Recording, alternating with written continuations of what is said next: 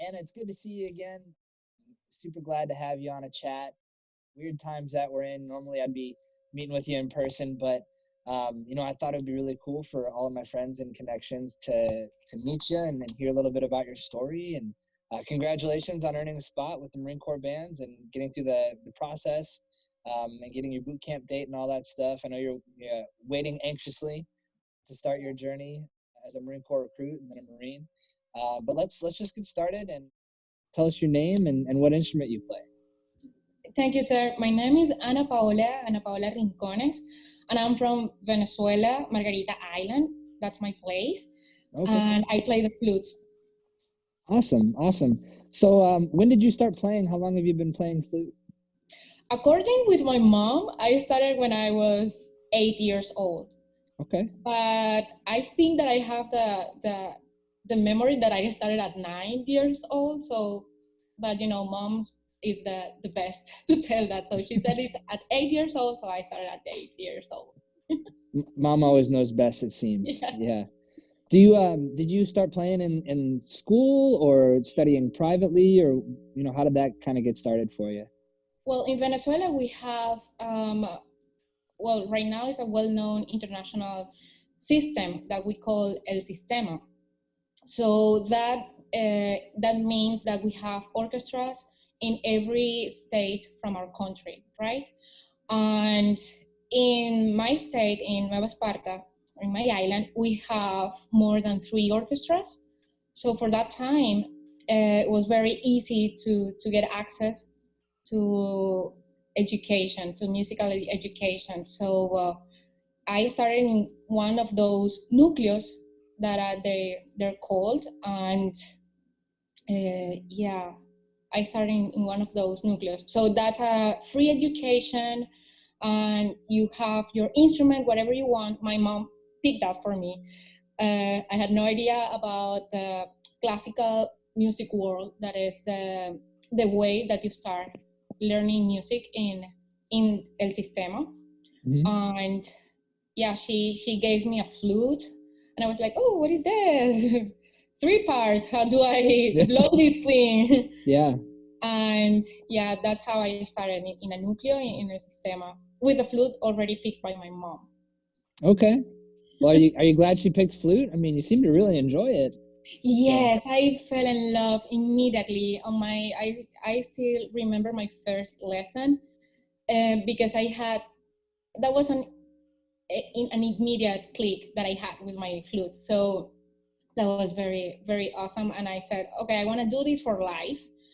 And I was between 8 and 9 years old. So she said, like, oh, no, you need to study another profession, all what parents used to say. So it's the same in Venezuela then. Yeah, there's a lot of young musicians going through that here too. So. Yep. Yeah, and I told her, no, this is going to be my life thing.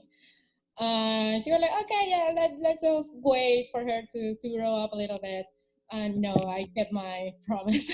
Yeah. No, that's awesome. So you did that like kind of through what we would call middle school and high school and things like that. That's not in. You don't see that in schools. Okay. You have places. You have offices for that. So right now, the schools they work as a space to start a núcleo, which is the place that you need to follow to start learning the music. So, but there's no school programs for it because that's so big that it's already there. So you know that you have to go to a núcleo if you want to learn music.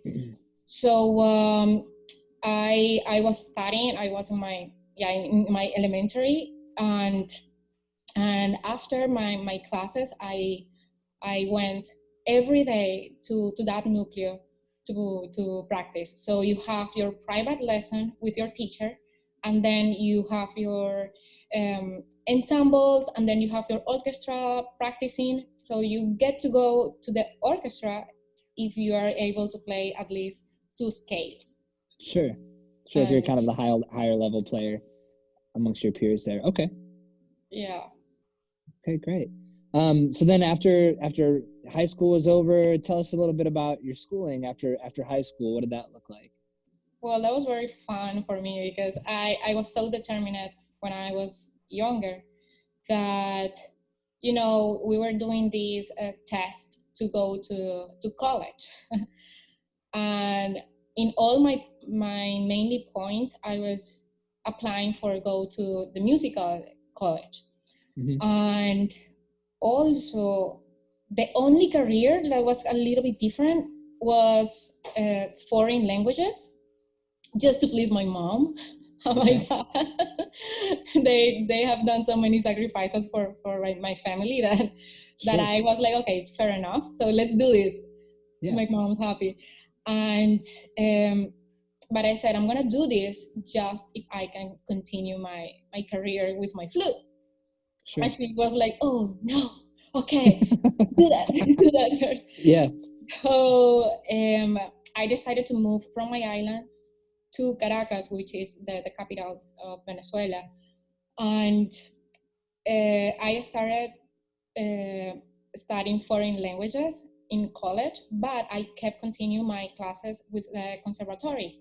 So Okay. I was flying every 15 days, every other week, to Caracas to receive music lessons. And I started that since I was 14 or 15 years old. Every other week, I was flying to Caracas. And then I kept studying on my conservatory in Caracas, and I started to do my foreign languages in another college. So I was studying basically two careers at the same time. Then, well, for things of life, I have to stop my studies on that college of foreign languages, and I continued studying music until I graduate. I get my bachelor in music, and then on the conservatory I started to teach, and I joined more orchestras, and I started like my soloist and teaching live in Venezuela. That's awesome. So, playing solo, what was your background playing in Venezuela? What are some of the highlights for you as a soloist? Well, I always love to play recitals, to do a lot of recitals that and also because my college, I started to learn more about composers, and basically most of my friends are composers, and I had all the idea to always trying to play their music and to show their music. So I started to work in projects and to create all the environment to do contemporary music that I fell in love because of my teacher, one of my flute teachers, Andres Eloy Rodriguez. He's a very contemporary music lover, and he's Sure. also a composer. So I was very young when he started to teach me how to do contemporary music and all these extended techniques. And Mm-hmm. I was basically I think that like one or two people like me, we were just doing contemporary music while all my flute fellows were doing classical music. And they were like, this weird group there. So we basically started the contemporary movement with some of my friends just to support the composers, and I realized that I really like that. Um, Everything started with recitals, doing contemporary pieces, playing Berio, playing Fukushima, playing well, I'm playing Venezuelan composers as well. And these are students of, of composition, but some of them just write like for computer. That's the result. But you never know if you're doing if you're writing in that way, if you don't have a person next to you telling you like, hey, you can play this because it's human, or you cannot write this on this way because for that you just need your computer. So for me, I Right. found that very fun, and that was the way that I started to do recitals. and to get recitals like a little bit digestive for non-contemporary audience. Sure.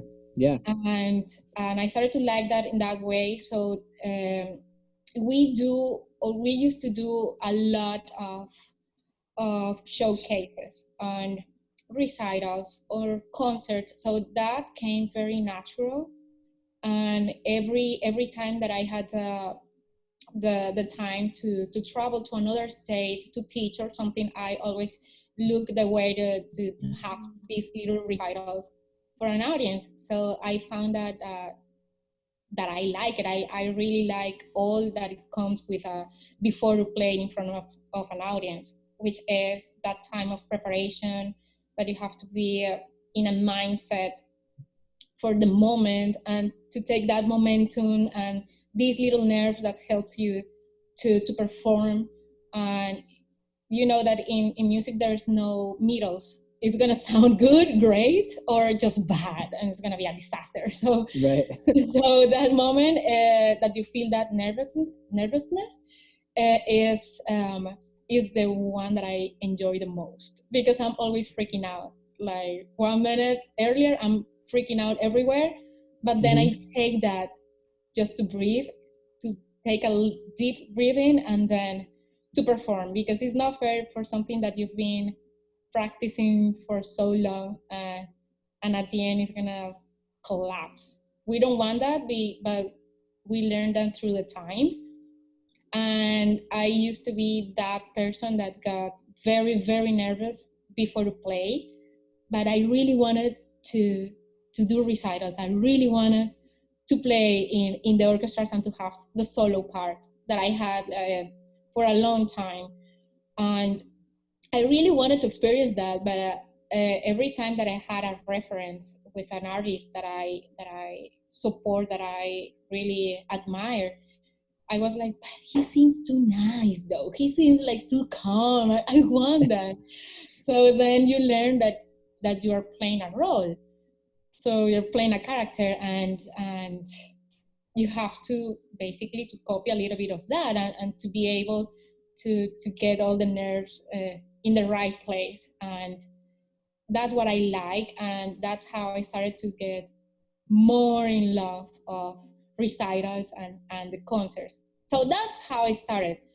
Every time that I perform, since I was a little kid, after that I told my mom, like, oh no, but I missed this note, I missed this part, I wasn't counting, like. And she was like, but what happened? I don't know, you were there, you were sitting there on the audience, and everybody's expecting so much from me, so you add that extra weight in your back. And she was like, don't think about it, just do what you're used to do every day. And that's right, it's everything about practice and how you take those nervous and converting in the energy that you need to perform. So I do love that. So when I did that on my first time, I was 12 or 11 years old when I performed for first time as a soloist. And I was like, okay, I'm feeling all these crazy, weird things, but I like it and I need it. So since then, I just performed because I needed, I wanted, and I loved it. I really love to be in front of people. I love to do all the ensemble work. I love to do all the orchestral work, because it's a team effort, individually and in team as well. So I don't know, I just enjoy that. So that's how I started. No, that's great. I mean, look, that's where kind of the Marine Corps and music kind of comes together in an odd marriage, if you will, because, in the Marine Corps, starting from day one, I mean, yes, you have to bring your individual efforts and you have to bring your individual best to the group, but you'll find out, and I'm sure someone's already told you at recruit training, you can't make it through recruit training by yourself. You need everybody helping each other and kind of getting things done. And, the Marine Corps is about a team. It's Semper Fidelis. It's always faithful to the people around you. So, it's an almost unexpected um, similarity that I think most people who've never considered the Marine Corps and music together, they don't, they don't quite think about it, but it's really an amazing thing. And it's definitely not just at recruit training. We're always looking out for each other and trying to do the best that we can, mostly for each other. We say that the Marine Corps is the Marine and the Marine is the Marine Corps. So it's kind of similar in that way. So yeah, that's really neat. I mean, that's kind of how most of us came up thinking, and that's why a lot of us ended up in the uniform that we ended up in. So that's awesome. So you're playing in Venezuela, right? You're doing your solo stuff, and um, when did you come to the United States? When did you come here? I've been living here for 2 years now. So I came here in 2018. Okay, and what brought you here? Well, it was besides the social situation, political situation, we were living there. My husband and I always had the idea to move to a city that challenges us Mm-hmm. in certain ways. Because let's say that in Venezuela we reached the peak. We have that point that we were feeling very nice with ourselves. We were performing a lot. We were teaching. I was doing my master in music that I had to stop for that situation. And yeah, we were doing good, but we wanted like to be more challenged. And here we decided to organize and to see where city fits best for us. And then we realized that, oh, let's go to Los Angeles, because Los Angeles is the entertainment industry, and that would be nice, and I will be a little bit more out of my comfort zone. And yeah, we decided to come here for that reason. And he's a recording artist too, and we was like we were like living our dreams by Mm-hmm. separate our musical dreams. And we started to say, okay, let's organize to move to LA. So we started to organize 2 or 3 years earlier, just to see Okay. and talking with friends and with lawyers as well, doing all the legal things. Sure. Yeah. And then, well, the time said it's time to leave, and that's how we moved here. Okay.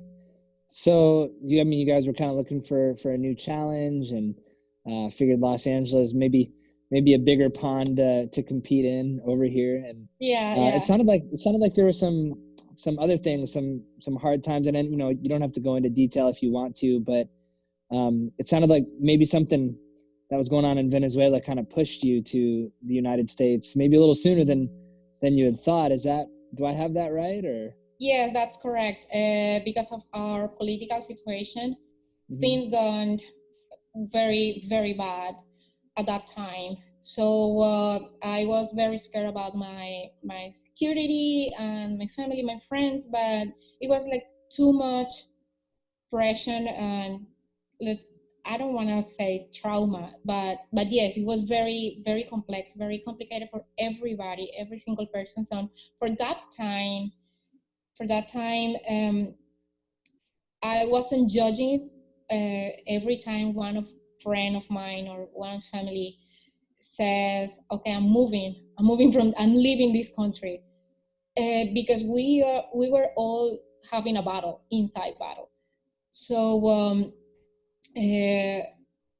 we moved to United States before the time that we were planning, and our lawyer said, it's okay, you can come here, everything is doing good, so you are more than free and welcome to come. Mm-hmm. But we didn't want it for that time because it wasn't the time that it was planned, at least for me. So for me, with time, I'm very structured. So if you move me a little bit from that, right, from that number, from that day that I have in mind, I'm like, I don't know what to do. Sure. It's a little stressful, right? So we moved from Venezuela. We lived Venezuela in that moment. There wasn't any airline working, barely 2 or 3, and we haven't the money enough to move because it wasn't the time. Mm-hmm. And also everything changed economically. Everything changed for bad, and we have to leave the country through the frontier. So we moved to Colombia. We went to Colombia first, and my husband, he moved first to the United States than me. So I stayed in Colombia because of my family. It was a little bit easier to have a place to stay. So he came here, and with no money, no friends, like barely 2 friends, and no place to stay. And it was pretty tough. And he stayed in that way for 6 months until I moved here. So I moved here in a NAM show, during a NAM show. And that's how I have the count. That's funny. Okay. So I call NAM show now like my NAM anniversary. Yeah, the NAM anniversary. That's awesome. Yeah, no, that's man, that's actually, I mean, everything is, you know, it's challenging for sure, but that kind of worked out a little bit that the NAM show lined up, because it's such a huge show. Like, all the musicians go. It's a really good time to network and meet people and things like that. Wow, that's really cool. I didn't know that. Okay. Yeah, well, when I met you, no. I think it was after the NAM show. That man, but NAM show was like on the 23rd or something, and I moved here 2 days earlier. Oh wow, no, I think I met you maybe like a month or 2 after that. Yeah, that was if I'm remembering it that. right. Okay, yeah. But I remember walking by by the Marines booth, and I was like, oh, that looks cool. And then I kept walking. But I just remember that. All right, awesome. Well, shoot, I mean, that kind of, so you came here to the U.S. I'm just kind of checking my questions here real quick, but you came here to the U.S. and, you know, kind of started meeting folks. So what have you been doing outside of, you know, trying to get into the Marine Corps bands? What sort of things have you been involved in? You were telling me about even now, like doing some teaching with some conservatories and stuff like that. What have you been up to in the States as you were working to get a spot with the Marine Corps? Yeah, well, I started to work from that moment. I started to work on May, June, that I received my work permission. And I had my first job with a friend that recommended me to be part of an organization that is in South LA. That organization is still my work today, and it's a beautiful organization, a nonprofit that it's called A Place Called Home, and it's education through art, through music, theater, visual arts, and etc. It's very nice, with more than 500 members. Oh wow, okay. Yeah, it's pretty big. And then I started to teach for Santa Monica Youth Orchestra in Santa Monica every weekend. And then I was teaching for a private school, which is a pluralistic school 1. It's in Santa Monica as well, but I'm not working there anymore. And then, doing these remote recordings for some TV shows, and also I was very in deep with my second album that I'm gonna release someday. Nervous plug, shameless plug. Do it. What's the name of the album? Notas a Paola. It's like letters to Paola. Okay. And this album is it's a collaboration with all my colleagues, that they've been writing, composing all this music just for me to this album. Wow, that's cool. And it's a Venezuelan thing. Awesome. But it's a new music. It's new Venezuelan music. Yeah. No, are some of the musicians that you played with at the NAMM show, are they on the album? Yeah. Well, my husband, for sure. Sure. He's there as a percussionist, and he's also the producer of the album. Cool. And from the NAM, well, do you remember the maracas? Yeah, I've never heard anyone play maracas like that. Yeah, that was. So, I remember that for sure. Juan Ernesto Laya, he's on the album too. Crazy. All the musicians in the album, they're amazing musicians. Some of them has already Grammys, and they're the best of the best, and I'm very blessed to have them. And there's also one of our very, very good friend of us, and an amazing musician that sadly he passed away 1 year ago because of the medical situation in Venezuela, being so young and so great as a bassist. So he recorded all the bass in my album, and I think this is the last album he recorded. Wow. Okay. Well, so I mean, for us, it's a very important thing, and it's very emotional and beautiful. Like, yeah. I think you're gonna like it. Oh, I'm sure. I'm sure I'll love the album. That's awesome. Well, cool. And yeah, I've been working with them, a place called home, especially, and also I'm a subbing teacher for YOLA, which is a youth orchestra of Los Angeles. And I've been continuing my teaching with some of my students in Venezuela online, and some other students around in Colombia or South America. Also, I started my nonprofit organization with two of my best friends, and it's about music education and also professional development program that we're offering. And we have this to start, like physically start on September of this year. But before of that, it's all about, trying to get the people who believe in our mission for support this program and presenting it. And lately, we just did a fundraiser that we organized to help families from 3 other programs in the West Coast, and to help them because they have lost their jobs because of the COVID, and it's the 98% of these families with no job. It's hard right now. Yeah, it's really hard for musicians really right hard and tough for everybody. So we decided to help through our organization, and that's what we've been doing since then. And I'm gigging around, which is the LA style. Right on. No, I see you out there. I'm watching.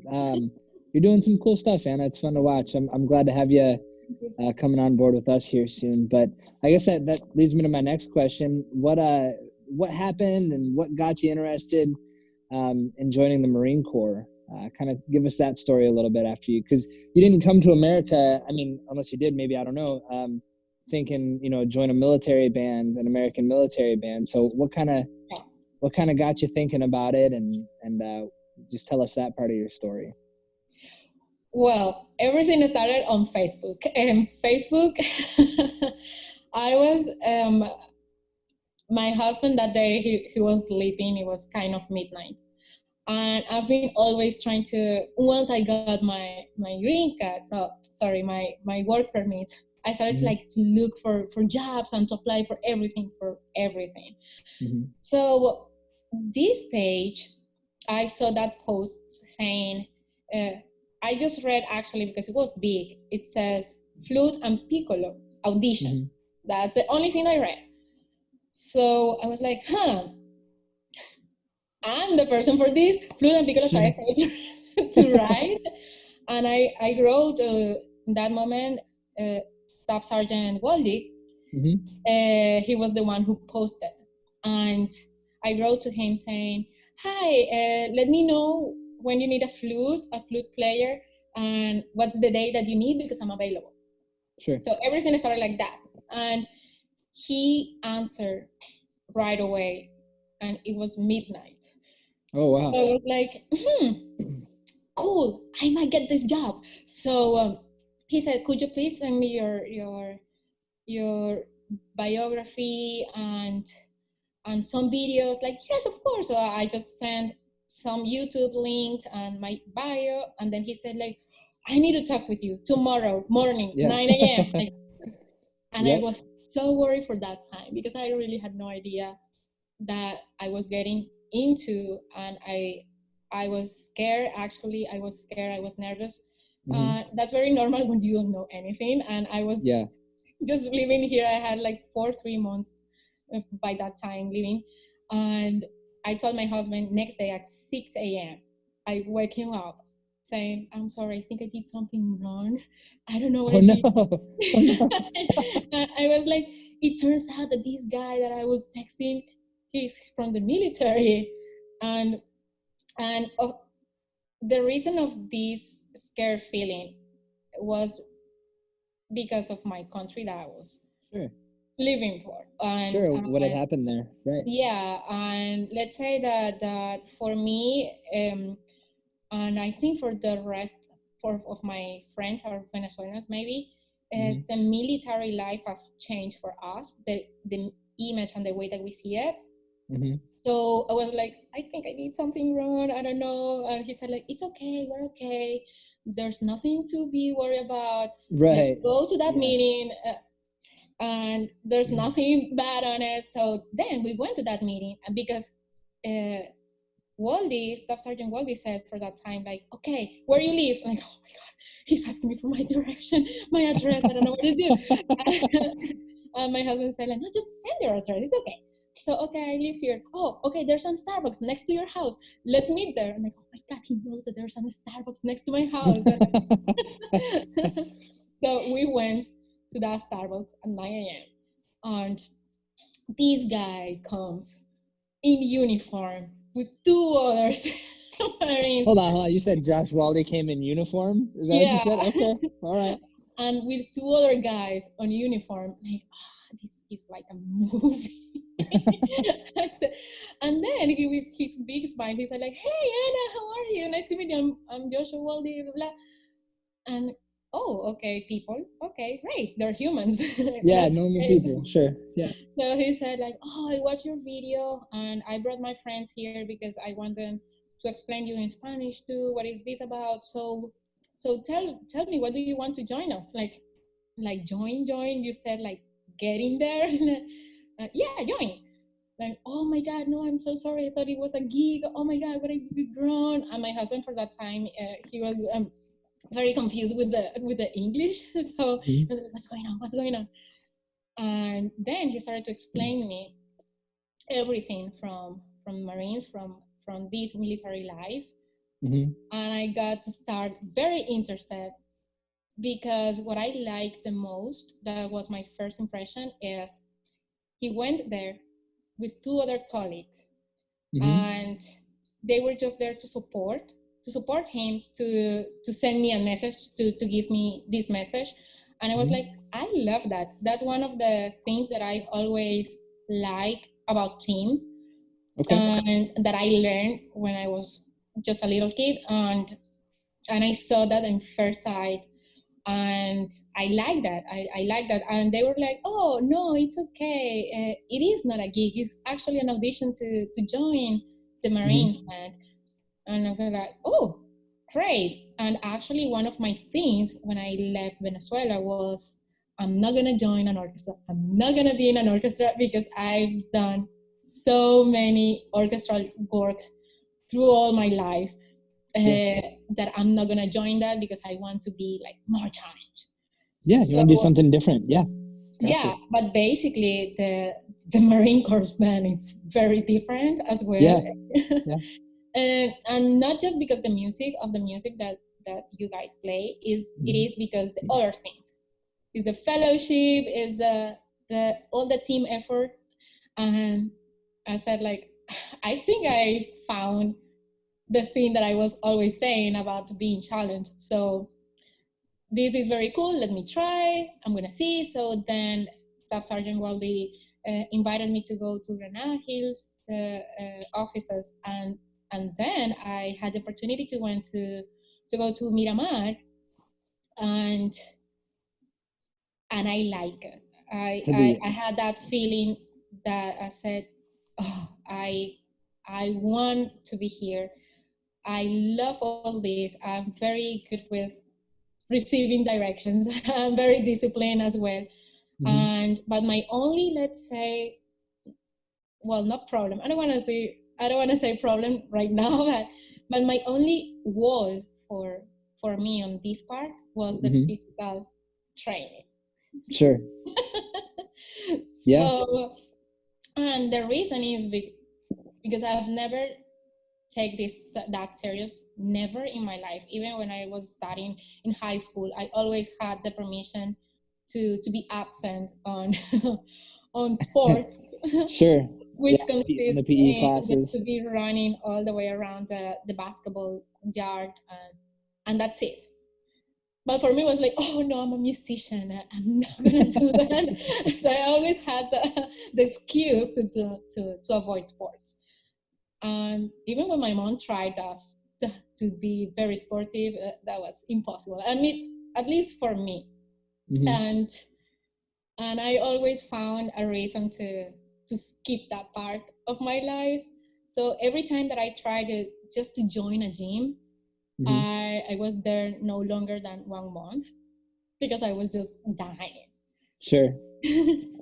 Thank God for a genetic. I've been always thin, but not fit or for sports or nothing like that. So I saw that, and then that day I started to watch all these videos, and I just saw the females that joins the Marines, and I said, okay, if she's doing that, I'm fairly sure that I can do the same thing.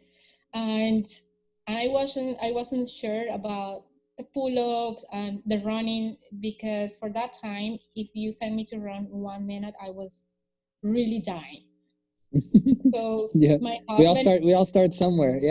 Yeah. So my husband, he was always running in his life. And he said, no, Anna, it's so easy. Let's do this. Let's start jogging a little bit. Like, oh my God, I'm dying just jogging. And then when I started to jog a little bit faster, the first 5 minutes, I was like, oh my God, I'm running. I'm so fast. I'm the best. I'm a female. Yes, let's do this. So, and Waldy was always in contact with me. And I said, I'm just scared about the physical part because it's tough.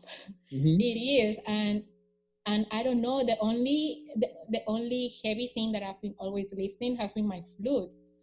And as a flutist, you have that. I mean, if you have a flute, you can feel that sometimes this kind of flute is heavy, or this other one, it's a little bit, and yeah, that's why. So I'm like, I can even have my flute for 8 hours.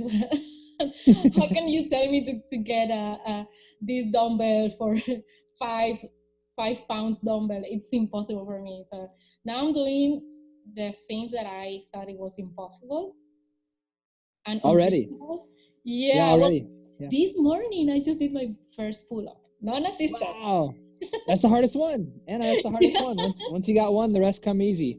Yeah, exactly. I know. So I'm very happy for it. That's awesome. And coming from me, because I think this is a very interesting way for me to redo all my thoughts, because I'm doing things that I really thought, and I was very sure that I wasn't capable of, and that's what I love the most about to join the Marines. I love when I saw this band feel doing the drills and I'm playing, and to have these precise positions every step. I love that. That was the first thing I saw when I went to Miramar with my husband and Staff Sergeant Waldy, because I said, like, I love this. I love this precision. We have that in music everywhere, but is the way now to have music and an organization that I feel proud of, and it's simple and complicated at the same time. That makes me happy every day that I think about it, and it wants me to join, and it wants me, when I have the opportunity to perform with the Third Marine Wing Band, that was amazing. It was an amazing experience, and I hope you guys do that with more with more musicians, because that was a very open eyes for me. And I saw myself sitting there. I saw myself doing that every day and working with more colleagues, because we had this ensemble workshop, and I was like, yes, I used to do this and I love this, and I love to talk with others, saying how can we improve and on our performance, how can we sound better. And that teamwork through music, it's something that I love. So the fact that I experienced that with you makes me want more. And also after that, to see them picking on all their stuff, because I'm I'm coming from a musical world that we have the people for that, and me grabbing a chair, you don't see, you Sure. don't see that, and I was like, I like that, I want that, and it's okay, because everybody, it's so indispensable to do a job, to execute something, and to have everything organized to function as a system, where I come from. And that's that for me, it's precious. Why? Because you apply that to society after, and in every single term. So you are bringing music to others that can make people happy, and this is actually one of the ways that we are dealing with all this situation that we're living today with COVID. And but also you have all the tools to help society. It's that's what I like. Then that's what I've been done for all my life, in a different way. But now I feel that I will have the strength, I will have also the mindset for that, and I will have all that I need to be more effective for others. I love that. And also just to do music as well, that's my life. That's my life, to do music and to try to help others, because I always have that feeling that I want to save the world. So if I'm in a place that I can do that, I'll be just happy. And also to help others, to help flutists, and to improve, that will be, that's a honor for me, and I'm very happy for it. So that makes me happy every day. I don't know how, I don't know if that even makes any sense. No, and it makes total sense. It's kind of fun because I don't have to be the one to talk about what we do and what we believe in. It's really cool to see somebody who you've only had a small taste of it so far, but you understand it so well. We all joined the Marine Corps for a lot of the same reasons. Everyone's got slightly different reasons, but I think at the core of all of us, it's we're looking for a challenge. We're looking for a way to improve ourselves, and the way I tell it is, I'm always trying to I'm always trying to live my rocking chair story, is what I call it. So that way, when I'm an old man in my rocking chair and my grandkids come up and ask, what I've done with my life, and ask me for my stories, I want to have something to tell them that not only that I can be proud of, but that they can be proud of. And I want to put my head down on my pillow at night knowing that I've made a difference with these talents that I've been given, and with the polishing that I've worked for. And I think you're going to have a really good time. I think the Marine Corps is a perfect place for you to be just uncomfortable enough to grow and be challenged, and learn some real leadership skills that you really can't learn the same way anywhere else. And Yeah. Like you said, you can take that with you. I mean, the Marine Corps, we make Marines, we win our nation's battles, and we put a better citizen back out into society. So that's something that we believe in, and that's something that we do on a regular basis. And we're really excited to have you on board here soon, Anna. I'm excited to send you off to boot camp and get a boot camp letter from you, and and you tell me, how your drill instructor is, and how tough it is. And Yeah. I think you're gonna grow even more. And you know, it'll make you unstoppable. You know, it will. It's something that not a lot of people can say they've had the opportunity to do. I mean, you know, I'm sure you've had your obstacles. Like you said, you came here from another country, and you know, you got your work visa, and then worked to get your permanent resident card, and then had to pass an ASVAB in English, which you know Oh isn't my God. your native language. So I can't imagine trying to do that in a different language. But you passed that with flying colors, and a couple other obstacles in the process. But you know, it's for the past 2 years, I've watched you and kept in contact with you, and you don't stop. So I know you're gonna make a good Marine. I know you are. Um, so we're definitely. I'm excited to hear you play a little bit, right? We'll probably do a little bit of that. I'm gonna just kind of splice it in here, right? Since the Zoom doesn't have fantastic audio, I want to see if we can get It's some good terrible. recordings of you playing. So we'll probably sneak that in somewhere in here. But I guess the last question that we'll end with is, what advice do you have for musicians who are either like yourself, already doing very well professionally, but looking for something a little bit more, or for young musicians that are trying to get to a point where they're playing at a professional level and can make a living out of music? What advice do you have for people around you, especially in times like this? Yes, for young musicians and for those that are in high school and are considering to join the Marines, the military band, I will suggest to keep studying very hard their instruments. And I know for sure here the part of to do sports is very different from where I come from, but just to keep studying your instrument, because that's the only thing that can maintain to raise the bar all the time, musically talking. And my fellow colleagues that are around, I've been seeing some of them that they've been changing their profession to do other things that they are not prepared for and that they don't want to, but they have to.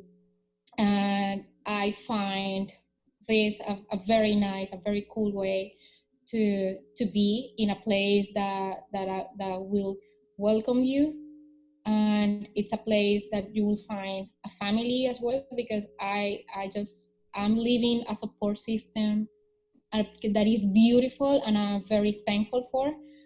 And I want the same thing for all of you if this is something that gets your attention.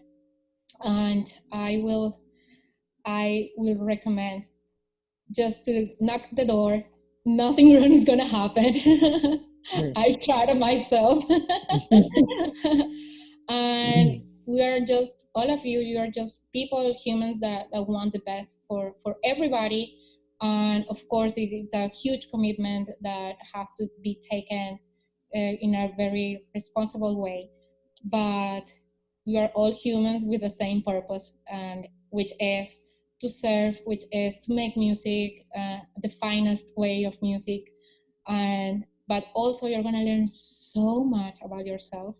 I've been learning so much about myself on these past 2 years that I've never seen me in the way that I see now on the mirror, because I see a different person, same spirit, but I feel that I'm stronger physically and mentally than before, but I'm still having the same dreams, but now with another perspective of discipline that have just changed my mind and my life.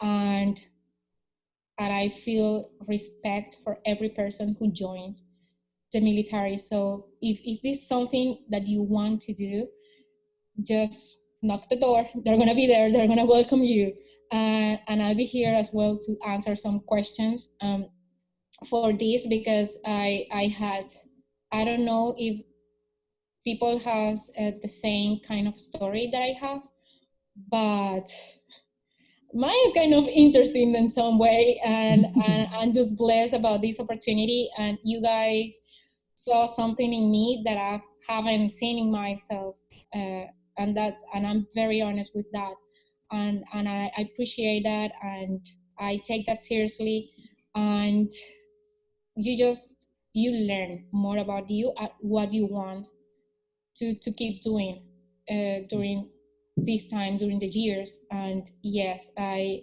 am very happy that to have a family, and I hope the rest can see this, because it's really works as a family, and it's not a lie, it's real. Yeah. Yeah, no, that's awesome, Anna. And I'm excited that you get that. It's you're a poolee is what we call it in the delayed entry program. So you haven't gone to recruit training and had the chance to earn the title yet, but you have earned your seat. We're sending you there.